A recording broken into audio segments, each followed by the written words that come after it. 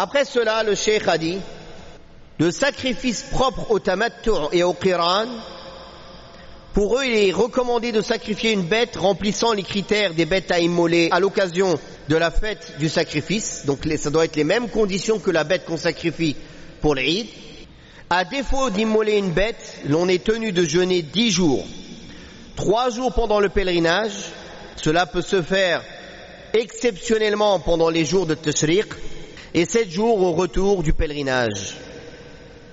Là, il parle du mutamatti' et du qarin.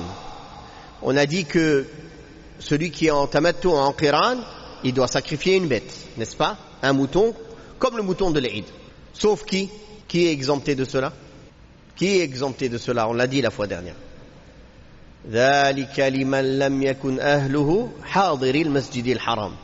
C'est qui cela? Les habitants de la Mecque, ou ceux qui habitent à une distance moins que la distance d'un voyage de la Mecque. Ceux-là, ils n'ont pas de bête à sacrifier. C'est seulement al-afaqi, celui qui vient de plus loin, qui a une bête à sacrifier.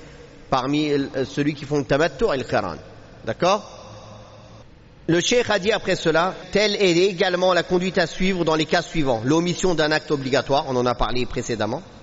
L'obligation de faire une offrande en cas de relation sexuelle, ça on en a parlé de l'offrande et comment elle doit être. Donc je lis ce que le cheikh a dit dans le sens, toute offrande ou obligation de nourrir en réparation d'un manquement relatif au lieu saint ou à la sacralisation devra être destinée aux indigents du lieu saint, c'est-à-dire de la Mecque. Qu'ils soient autochtones ou non, c'est-à-dire que ce soit les gens de la Mecque ou des gens qui sont juste en voyage. Quant au jeûne, il peut être effectué en tout lieu, sauf le cas des 10 jours.